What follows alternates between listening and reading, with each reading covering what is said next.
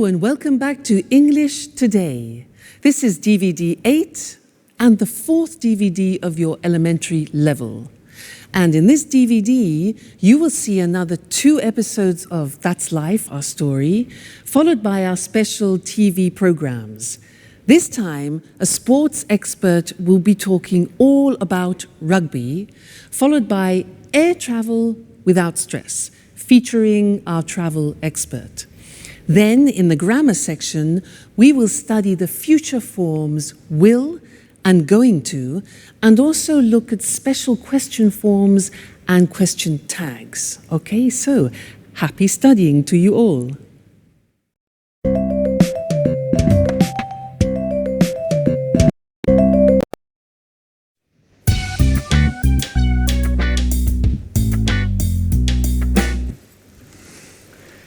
How does this scarf suit me, Anne? Oh, very well. You look fine. Really? I'm not sure. Look, maybe this one looks better? Don't panic, Peter. Everything is going to be all right tonight. I don't know. Actually, I have a sore throat. And I'm losing my voice. I'll sing badly tonight. I'm sure of it. Come on, Peter. You will sing very well. You are a professional singer. Don't forget it. Well, I'm going to have some tea. Would you like some? Thank you, Anne. I would really like a cup of tea, if it's not too much trouble. No, not at all. I'll just add some water to the pot. A cup of tea and my chocolate cake will keep your mind off the musical for 5 minutes at least. Shall I give you a hand? Oh, yes, thanks. Here is the cake.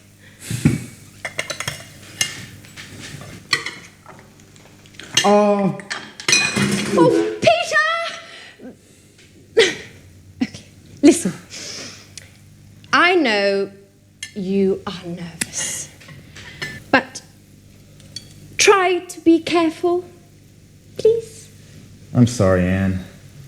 Listen, how do you think the musical will go? I think it will go very well. Grease is considered a classic musical. It's successful, entertaining. There will be loads of people clapping. Do you really think so? Sure I do. Hey, Peter, what time does the show start? At 9 o'clock. How are we going to get to the theater? I'm going to drive. I don't think that's a very good idea. Why not? Because parking there is almost impossible. Okay. We'll take the tube. That's a much better idea. When should we leave? Around 8:30? No, that's too late. Okay. We'll leave earlier. Oh, I'm so sorry, Anne. Oh, Peter! You're hopeless. Okay, listen. I think you need to relax a bit. Why don't you go and take a nap? I can't sleep. I'm too nervous.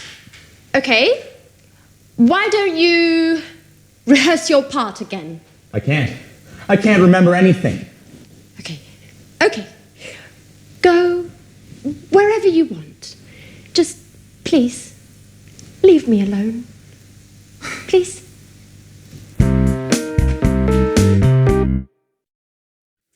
Hi, and welcome back to English Today, the only live TV program when you can learn the English language.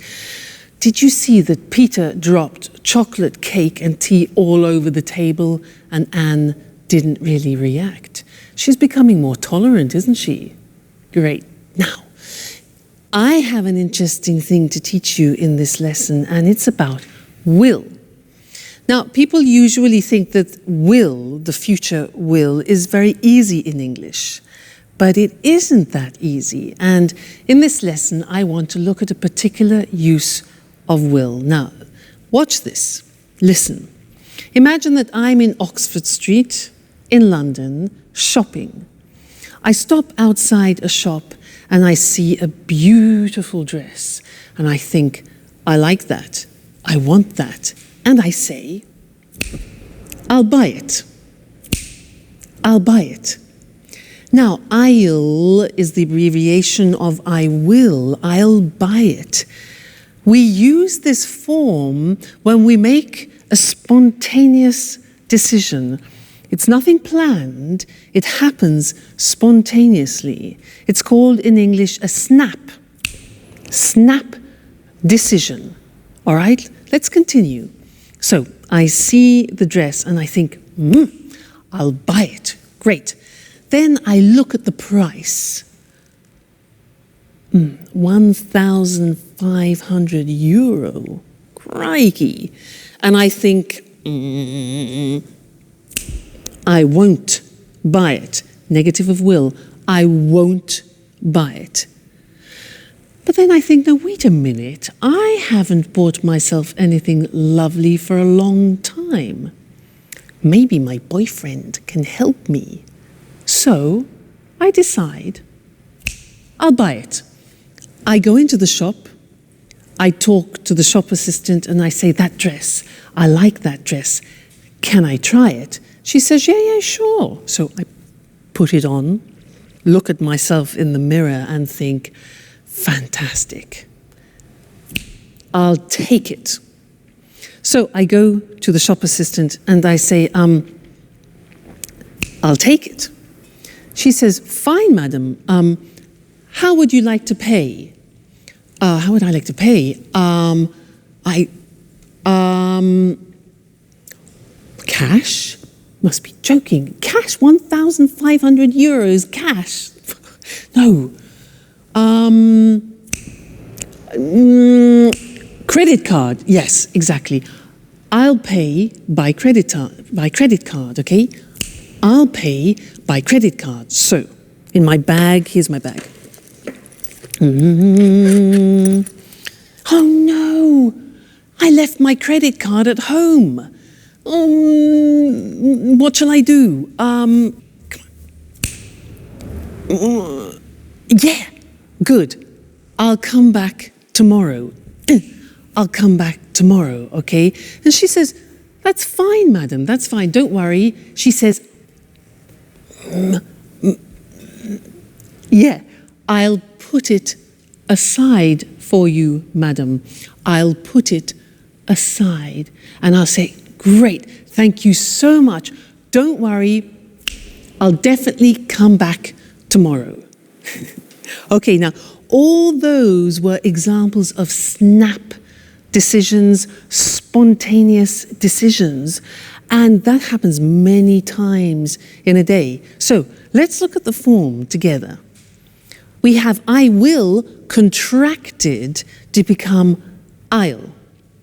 Look at the examples. I'll try it. I'll take it.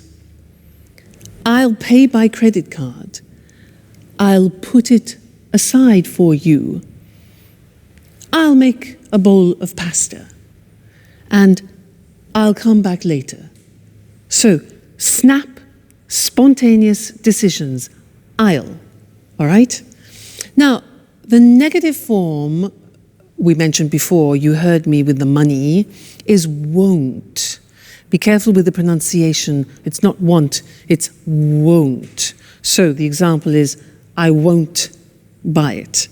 Or, I won't pay by cash. All right? So, will, won't. You can also ask a question in this situation of a snap decision, and you can say, shall I? Now that's a big change, because will in the question form becomes shall. So we say, shall I make a bowl of pasta? Or shall I help you?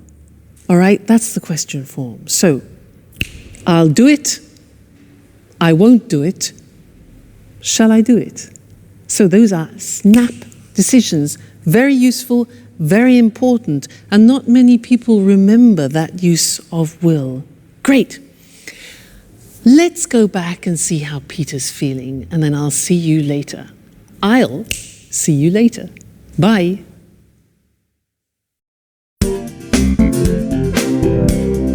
Hi, Anne. Hi, Peter.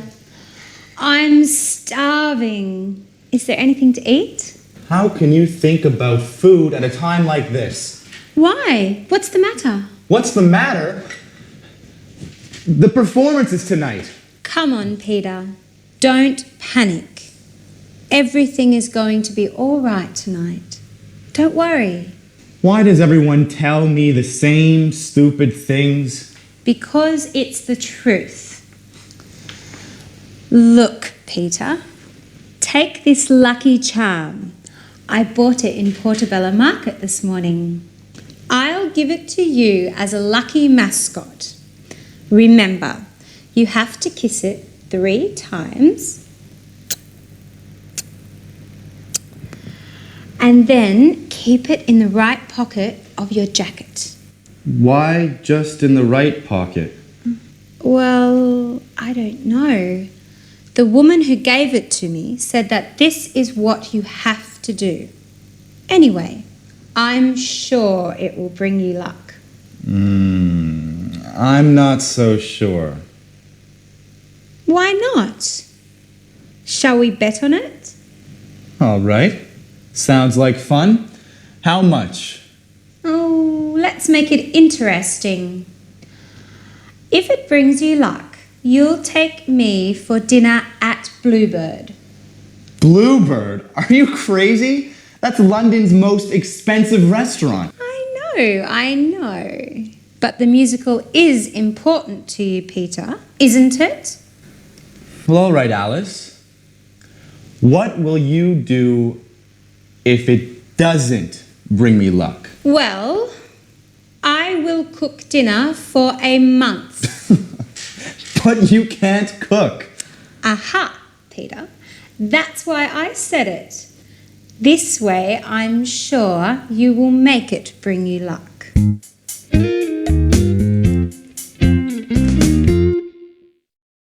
Hello again and welcome back. The most expensive restaurant in London. Good for Alice. Now, in this lesson, I want to look at the future again, but at a new form of the future, and it's the form going to. And in the episode, we heard Anne say, everything's going to be all right. So I want to look at that form with you now. And to illustrate it, I want to tell you about something wonderful that happened to me. I've just won, in fact, 20,000 euro. And I have to decide what to do with this money. And I have a few intentions, so let me tell you about them. Firstly, I'm going to relax for a few days in a spa, hopefully with my boyfriend. Relax in a spa, hot water, wonderful. Then I'm going to visit some old friends in Canada that I haven't seen for a long time, so that's good. Then what? Yes, then a dream. I'm going to travel around Turkey and I'm going to go in a hot air balloon over Cappadocia. Fabulous. Then what? I'm going to organize a surprise holiday for my parents in Egypt.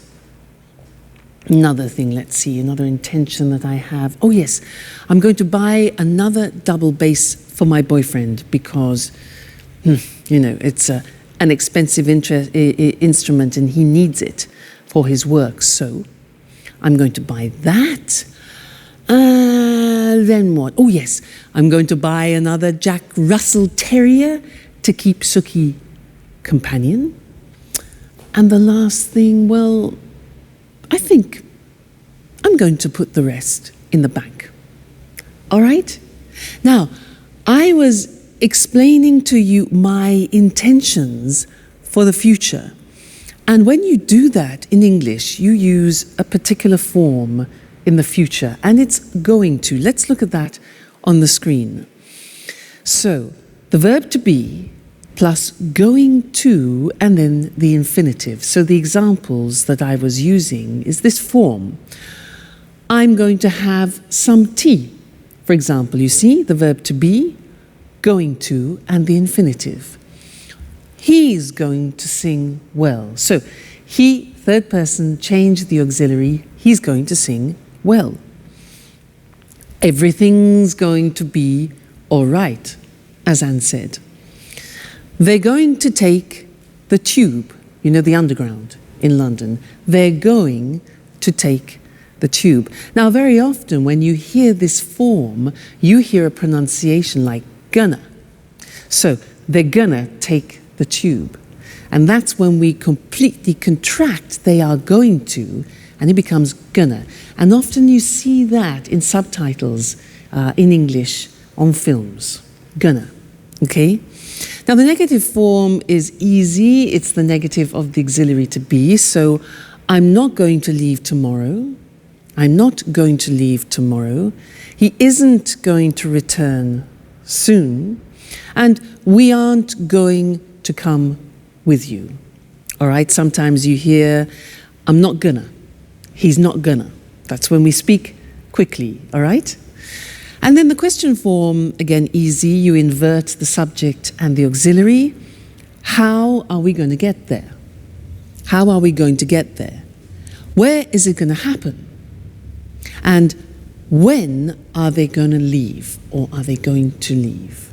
All right, so that's another form of the future. And you can see slowly that the English future is quite interesting and quite complex. So when you want to talk about your intentions, you use going to.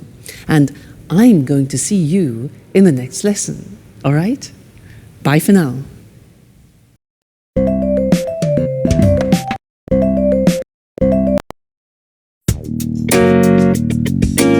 The musical was great, wasn't it? Yes, it was. Peter was excellent. Well, now let's think about the party. It's time for fun. Oh, by the way, who's coming to the party tomorrow? Well, David will be here. Mary, Paul, and Tom will be here as well. Everyone will be here. I wonder if Jack will be here. Jack? Why? He's leaving on a business trip tomorrow morning. He doesn't know exactly when he'll be back. Hey, girls. What are you talking about? Anne was telling me that you won't be coming to the party this evening. It isn't true, is it? Yes, it is. I'm afraid I can't. Business before pleasure. You never will change, will you? Excuse me. Hello? Oh, hi. I really don't have a choice. Listen, Jack, I was wondering if you really have to go away on business, or if you're not coming to Peter's party for some other reason. No, Sharon, I do have a business engagement.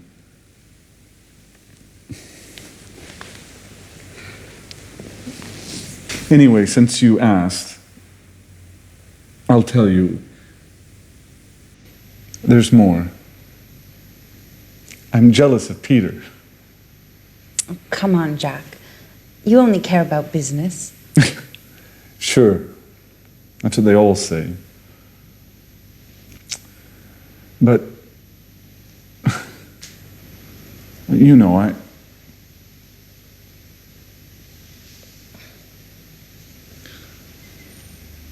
I'm interested in you. And Sharon, are you really interested in me? Anne, who are you talking to on the telephone? Mary. She wanted to know what time the party's going to start. I think it will start at about 9 o'clock, won't it? Well, girls, I have to go finish my presentation. See you later. Bye. Back to work. You'll never quit, will you? Oh, what a shame that Jack isn't coming. He's a very interesting person. I wonder if you're falling in love with him. Come on, you can tell me. Okay. But don't tell anyone. Yes. He's quite handsome. Do you think he likes me, Sharon? What a question. It's none of my business. Don't be so difficult, Sharon. I was just asking confidentially your opinion. You are my friend, Sharon. I'm sorry, Anne. I didn't mean to hurt your feelings. I'm just a bit nervous these days. Why? Because of Peter. We're having some problems. I'm sorry, Anne, but I don't want to talk about that. I've got to go. See you later. Bye-bye.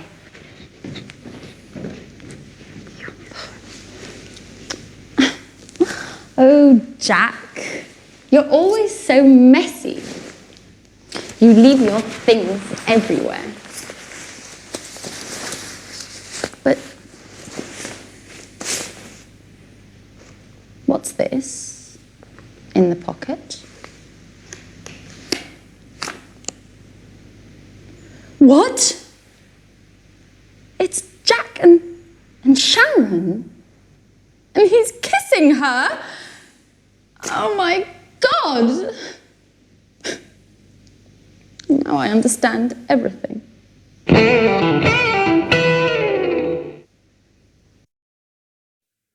Hello again and welcome back to your live English language lessons. And in this lesson, we're going to learn something about questions. Remember how we said that English questions are difficult because of all those auxiliaries?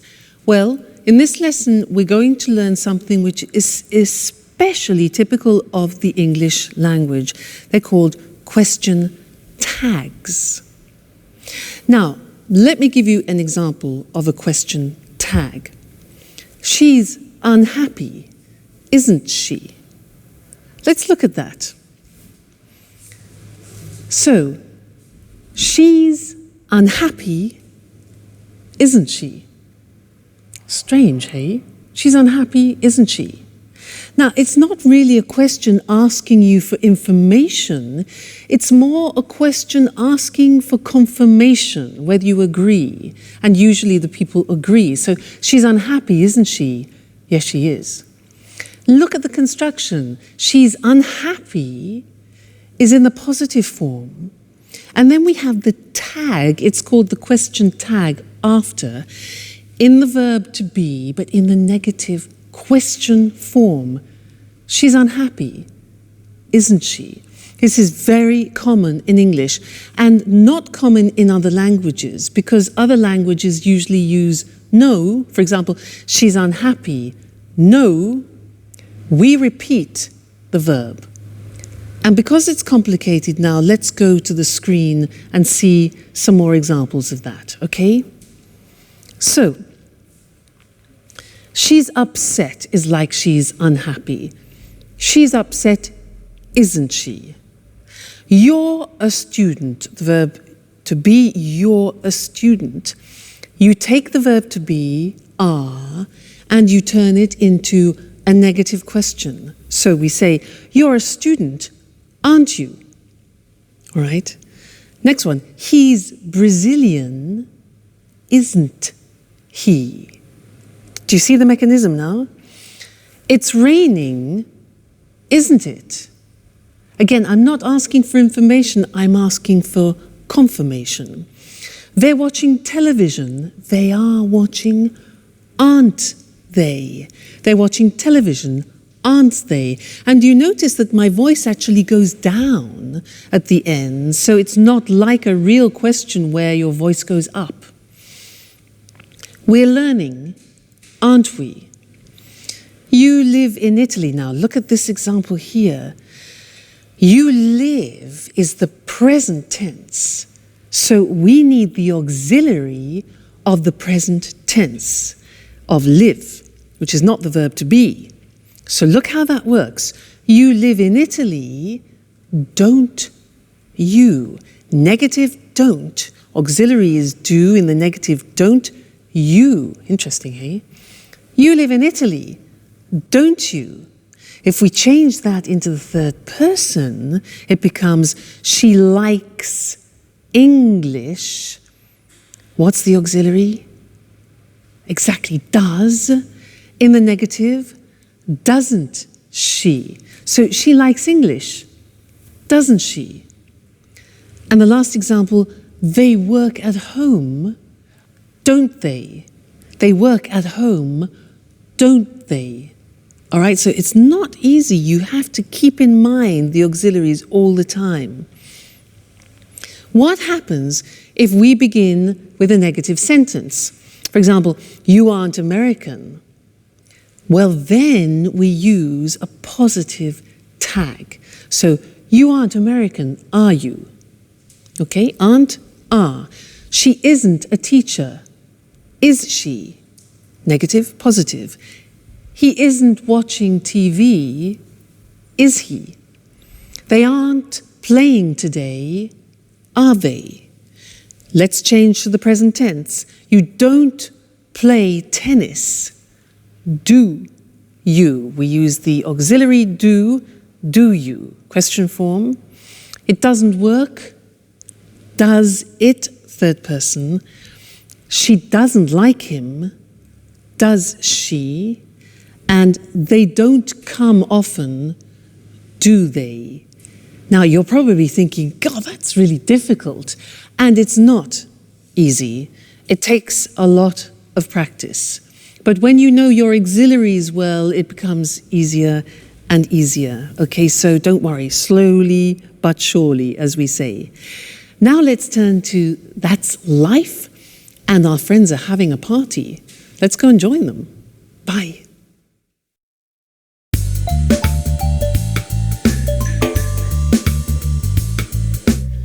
It's a shame Jack isn't here, isn't it? Yes, it's just not the same without him, is it? Well, business is business, you know. Well, Anne, I wonder what wonderful food you cooked for us this evening. Anne, hello? Are you there? Oh, sorry, Peter. I was miles away. What did you say? What did you cook for us? Oh, your favorite. Fish and chips. Oh, what would I do without you? Hey, what about me? I brought the beer. Yes, we're glad you did. Cheers! Cheers. Cheers. Here's to Peter's success. Well, guys, this is the right time for an important announcement. Last night, there was a famous director at the theater. We met after the show, and he told me he is preparing a musical to be performed all over Japan. So he wants to see me for an audition next week. Well, cheers! Cheers. Cheers! You'll be famous soon, Peter. Surprise! Jack! Jack! Well, well, not so dedicated to your work, are you? Peter, get me a beer. Now you're talking.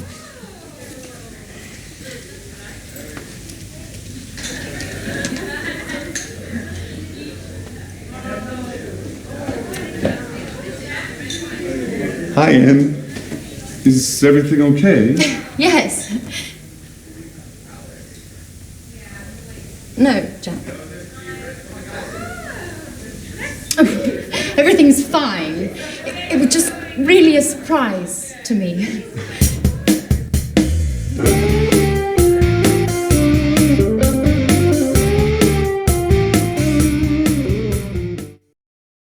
Hello and welcome back again for some more English.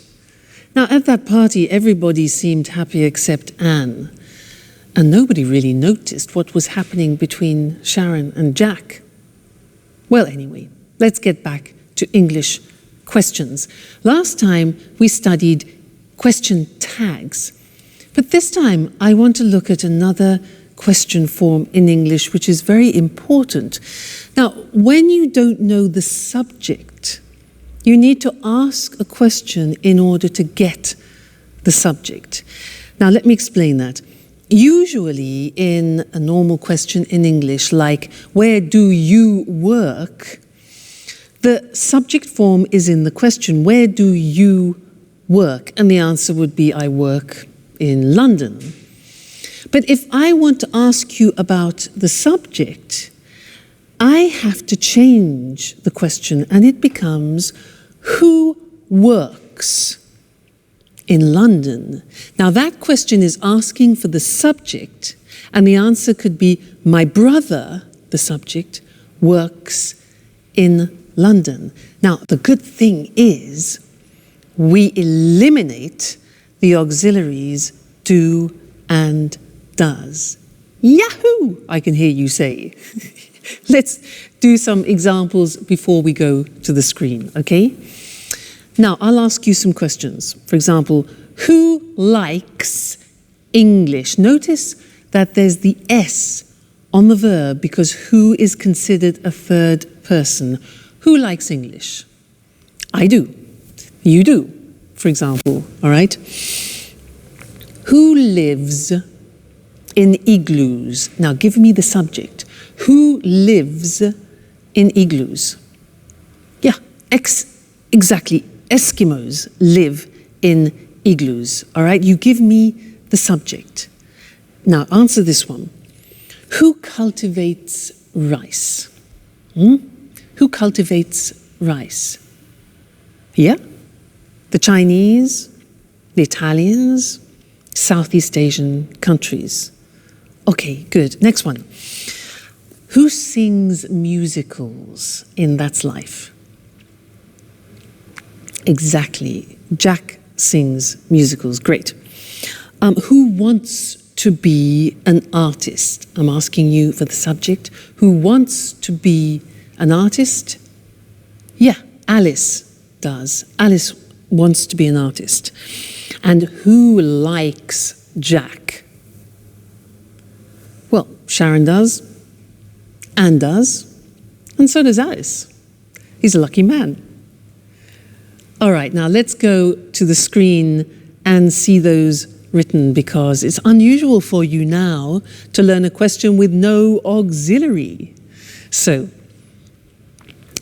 what happens is you have the word who, which is the question word, and you eliminate the auxiliary. If you look at the first example, which is the typical question, who do you live with? You're asking for the object, and the answer could be your family, for example. Who do you live with? The subject is you. You ask for the object. But who lives with you? You are asking for the subject, and the answer could be my family. Okay? Let's look at some more examples. No auxiliary. So, who works in an office? He does. Who likes English? We do. Who lives in igloos? Eskimos live in igloos. Who cultivates rice? The Italians, the Chinese. Who understands Russian? I don't. Do you? Who sings musicals? Peter does. Who wants to be an artist? Alice. And who likes Jack? We all do. Okay, so very interesting this, and we will look at it again in the future. But remember, this is one occasion, the only occasion where you don't need auxiliaries in the question form when you're asking for the subject. So, who understands this? We do. Okay. So I'll see you again soon. Take care. Bye.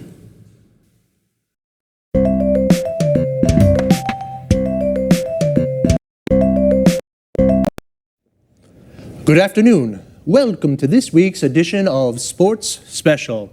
And welcome to John Forbes, our sports expert. Hello, Eric, and good afternoon to all our sports fans. Well, John, which sport are you going to talk about today? Today, I'd like to talk about rugby. Fantastic! I'm a real rugby fan. I think it's a really exciting sport. John, a question. Where did rugby start? Well, you know, Rugby is a town in England near Birmingham. Yes? There's a famous school there called Rugby School. It's one of the oldest schools in England. It opened in 1567. Anyway, boys at this school started the game. Really? And where is rugby played today? It's played all around the world, but there are 8 main countries. These are Ireland, Wales, England, Scotland, France, Australia, New Zealand, and South Africa. And it's becoming more popular today in Italy and Argentina. Who plays rugby? Mainly men, but there are more and more women's teams. Really? Women? That's a surprise. That's right. There are more than 400 women's teams in England today. I see. John, can you explain to our viewers how to play rugby? Of course. Remember, rugby is very different from soccer. The ball's oval like an egg. There are 15 players in a team and the players can carry the ball.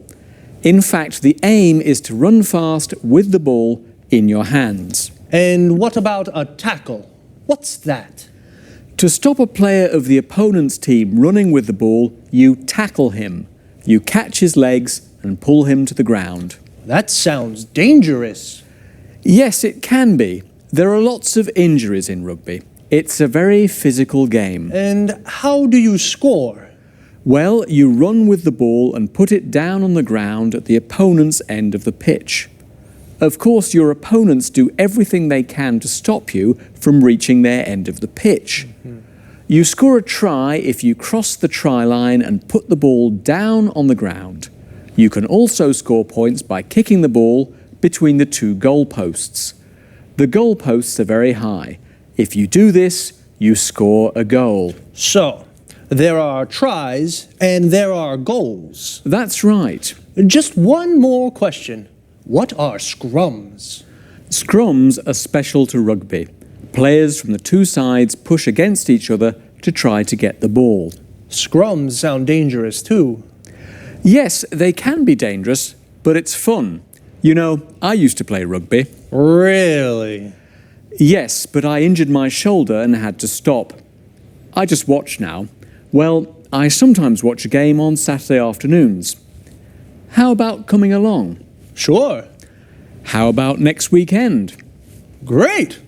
Okay. Thank you, John. Goodbye. And goodbye to all our sports fans. See you next week for another edition of Sports Special. So, like in football, the group of players that play rugby together is called a team. In rugby, it's called a rugby team, and there are 15 players in a team. The players are called rugby players. Where do they play? On a rugby pitch. We also say a football pitch, which is where football players play football, and a cricket pitch, where cricket players play cricket. When we go to watch a rugby match, we go to a rugby ground. Well, as John said, rugby can be dangerous. In fact, there are lots of injuries in rugby. An injury is when you hurt or damage a part of the body. If a player has a serious injury, then he cannot play. To injure is a regular verb. For example, if you break your arm, you say, "I injured my arm." Why is rugby so dangerous? Well, it's a very physical sport. This means you use your body a lot, and there is a lot of contact with the other players. When a player tackles, he stops a player from the other team by pulling him to the ground. This is called a tackle. To tackle is the verb. The aim of a tackle is to get the ball. You can tackle in football too, but you can only use your feet to get the ball. In rugby, you use your whole body. What about a scrum? This is a term specific to rugby. A scrum is when all the players push against each other to get the ball. As John explained, in rugby, there are two different ways of scoring. To score means to win a point for your team. You score a try when the ball touches the ground. You score a goal when you kick the ball between the two goal posts. Well, sports fans, that's all we have time for today. See you next time.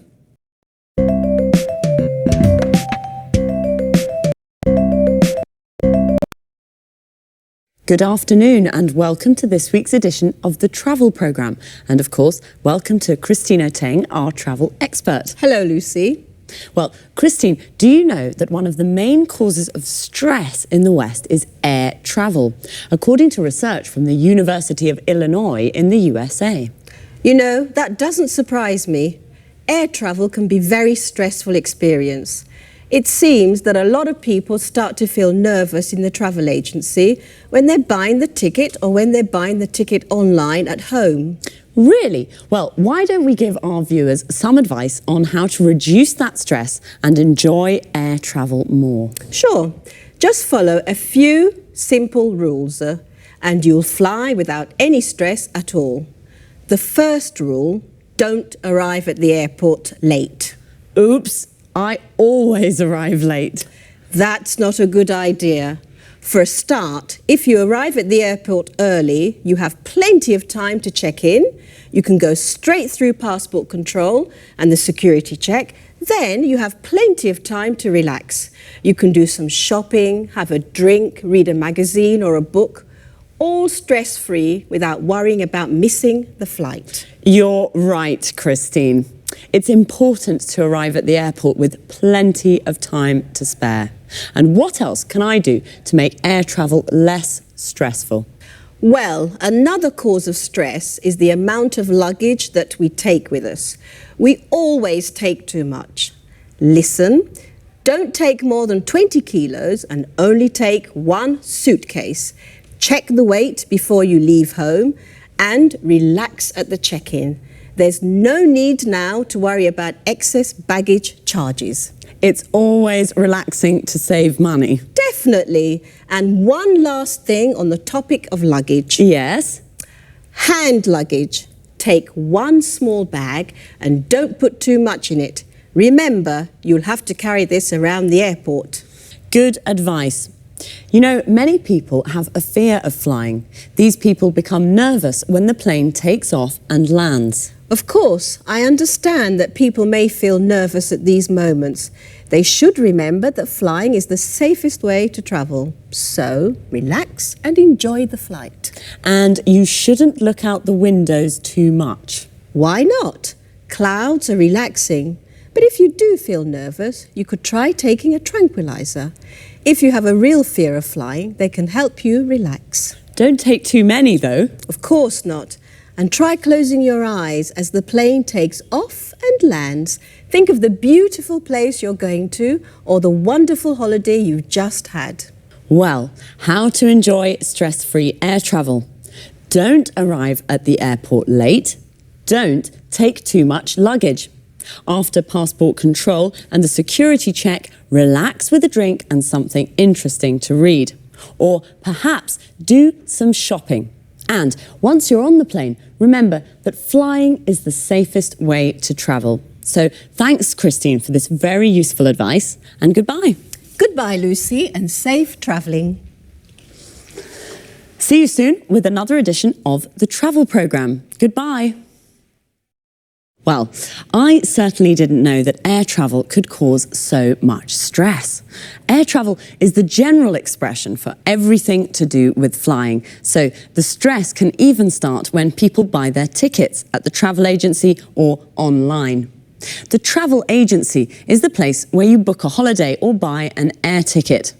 Online means you buy the ticket on the internet and you pay by credit card. To avoid stress, you should arrive at the airport with plenty of time to spare. To have plenty of time to spare means you have lots of time to relax.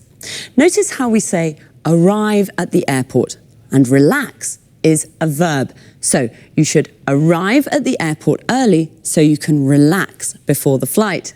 If you arrive at the airport late, you could miss the flight. To miss the flight means you can't get on the plane and it leaves without you. Before you can get on the plane, you have to go through passport control. This is where you show your passport to an official. You have to go through the security check. This is where you put your hand luggage into the X-ray machine. Hand luggage is the bag you take on the plane with you. Luggage is the general word for suitcases and bags. A suitcase is a kind of bag where you put your clothes and shoes. Now, some people have a fear of flying. This means they're afraid of flying and they get nervous when the plane takes off and lands.